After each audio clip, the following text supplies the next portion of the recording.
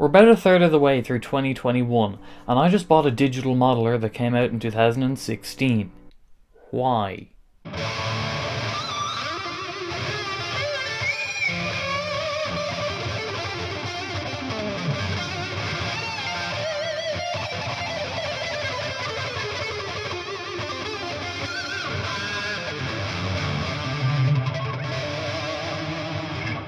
It's a multi-layered question, not only because now there's more modelers on the market than ever before, some of which have come out just this year, why didn't I get one of those, but also because I haven't been entirely fully supportive of digital modelers. So what changed? A big part for me is my requirements for recording. I think having a piece of gear that'll allow me to recreate sounds and record at any time of the day or night when I normally wouldn't be able to will be a big asset. Now, I've always had some reliability concerns when it comes to digital modelers, because, in essence, they're computers, and computers can crash.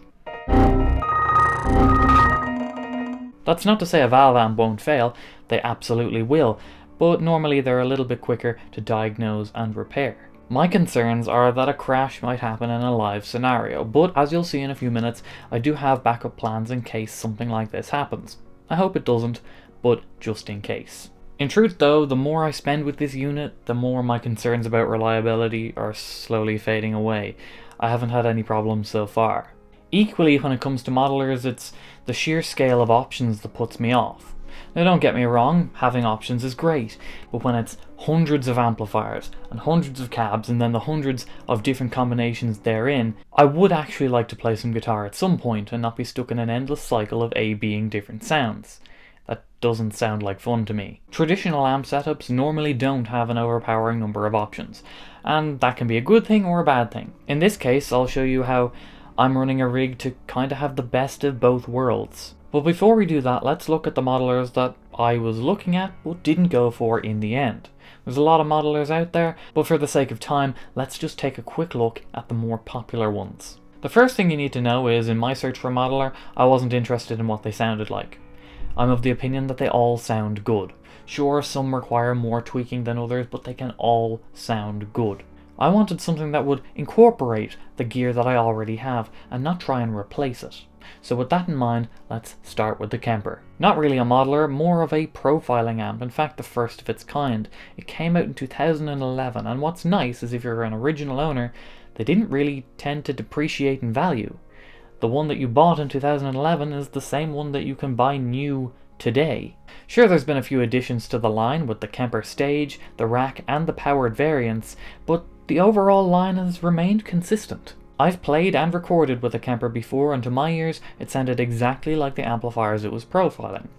That's what it's designed to do, and it does it well. The Kemper has a few built-in effects, but that's not its primary purpose. Its main job is to profile tons of amps, and that's perfect for studio use, but for me, it would be just overkill. I'd probably use maximum like 6 amps, so having hundreds at my disposal is just too much. The Axe-Fx came out in 2006 and was one of the world's first professional grade modelers, and quite unlike the Kemper, there have been many variations since then. From 2006 to 2020, Axe-Fx, Axe-Fx Ultra, Axe-Fx 2, Axe-Fx 2 Mark II, Axe-Fx 2 XL, Axe-Fx 2 XL Plus, Axe-Fx 3, Axe-Fx 3 Mark II. The thing is, the latest Axe-Fxs tend to be more expensive than their competitors. They also tend to have more features though. Problem is, in comparison to their competitors, they also tend to depreciate much quicker in value. They just tend to release hardware upgrades more frequently than others, and that's cool if that's what you want. For me, this is an expensive piece of gear, and I don't really want it to be outdated right after I buy it, so the Axe-Fx just isn't for me. And finally, we're going to look at the Neural DSP Quad Cortex. It's the new kid on the block, and in that lies its strengths and weaknesses. It's got the latest technology, providing more DSP, which is digital sound processing, than just about any other processor on the market. It's small, it's portable, it's even the only one with a touchscreen. It can even compete with the Kemper with its capture capabilities. It can even capture, profile, whatever word you want to use to describe it, a pedal, which a Kemper can't do. There's the ethical debate about whether dementoring the souls of gear is good, but that's for another day. These are all pros for the Quad Cortex. There's cons too though. If you want one, you're gonna have to wait. They're still currently filling up pre-orders, and we don't really have a definitive time as to when that's gonna be done. There have been quite a few delays in the process. And the other main con is that it's new, meaning that it's competing with products that have been on the market for years, tried and tested, updated, and there's less and less bugs for them to have. Because it's a new product, now more than ever there will be problems and bugs. There have already been some found, with delays and reverbs taking up a little bit more memory than they should, and it's something that Neural have said that they plan to fix in a future update. Given time, I think the Quad Cortex could be an absolute game changer, but looking at what it is right now, I wasn't confident in investing. Also, I'm very clumsy and can absolutely see myself dropping something heavy on that touchscreen. So, the Helix. Why did I choose it over all these other modelers? What does it do differently? Well, it came out in 2016 and it hasn't had a hardware update since. It's a nice middle ground between Kemper updating, well, never, and AxeFX updating every couple of years. But that's not to say that software updates aren't happening. In fact, while the Helix was in transit to me, Line6 released a new update which came with a new amp, a new distortion, a new reverb, and a modulation. And it doesn't seem like Line6 are planning to stop updating in the near future either. And because it's been out for 5 years, there's less and less bugs that you'll have to deal with. I think I'm going to be able to rely on it. A big factor in me going with this modeler is because, as I said, I wanted it to integrate with my existing gear.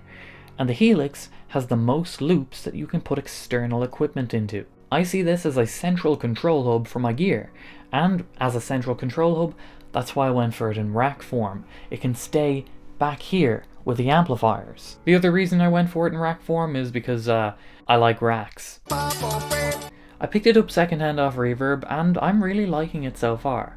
There's a bit of a learning curve to it, but that's the same with every piece of gear. And I think I'm getting the hang of it so far. So now let's take a closer look at how I'm running this rig. Alright, mini rig rundown here. So it's not fully set up yet, but hopefully soon it will be. So I'm just going to run you through the gear here, and then I'm going to show you how I'm running it at the moment. So the rack is a Gator 6U shallow rack, and the reason I wanted it to be a shallow case is because even though the deeper ones are only a little bit deeper, the shallow one only just barely fits on a cabinet.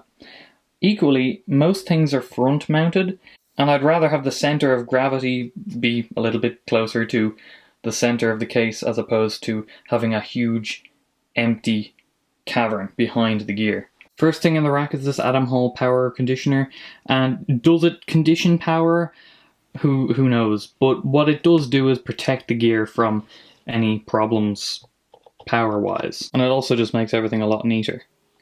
Then we've got the Helix, and in the loops of the Helix I've got just one pedal at the moment, the Boss CE3, my favourite pedal, and I've wired these up custom length patch cables.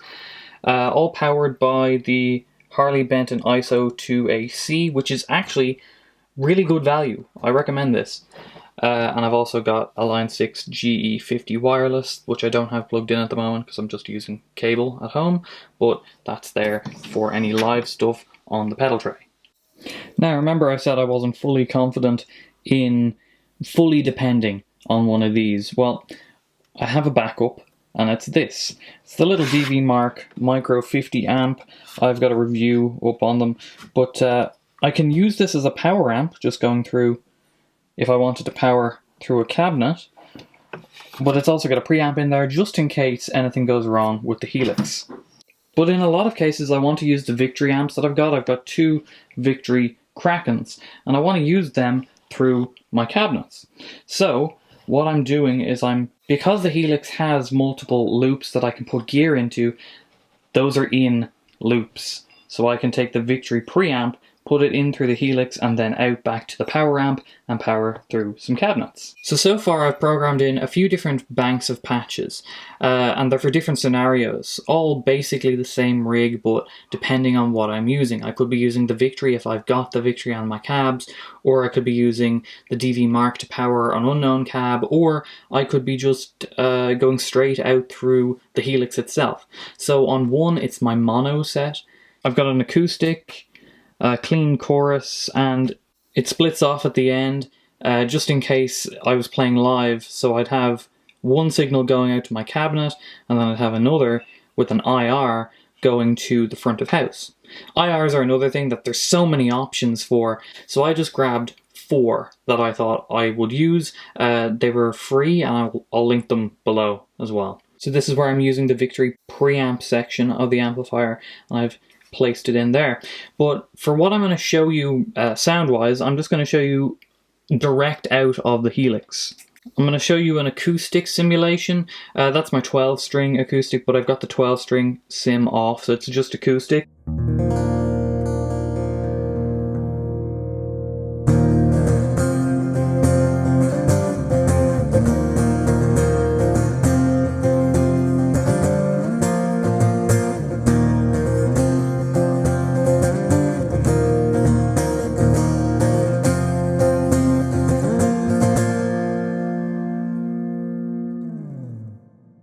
And this is a very busy, stereo, clean sound.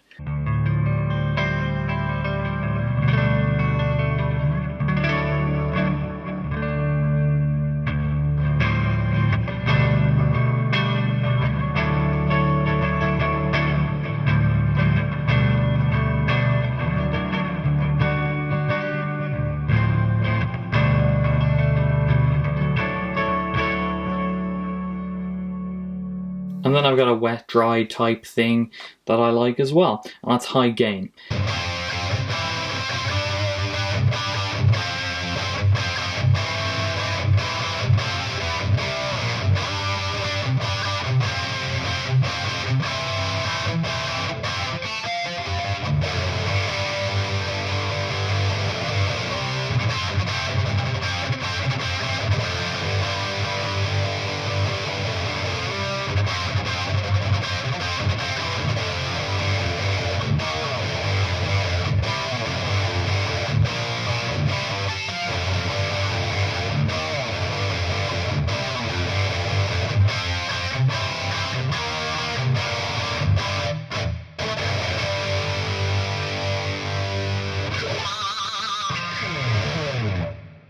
And I've got snapshots of it for lead with some delay and some overdrive on it as well. But those are the 3 to 4 basic sounds that I'm using for this, and go easy on me because I'm still learning how to use it, so it might not sound as optimal as it could, but it's a learning curve and I'll get there. Right, so that's the video. I'll likely do an update video in a few months, maybe when I've got everything working in its optimal state. But so far, I'm really enjoying this piece of gear. And that's coming from someone who was hesitant about getting behind digital modeling. If you're thinking about purchasing any gear, any modelers, consider using my affiliate links that are below in the description. If you click on those before you buy anything, I'll get 1% of your purchase, and it's a cool way to support the channel. Right, that's all from me. I'll see you next time. Bye-bye. Axefx, Axefx Ultra, Axefx 2, Axefx 2 Mark II, Axefx 2 XL, Axefx 2 XL Plus, Axefx 3, Axefx 3 Mark II.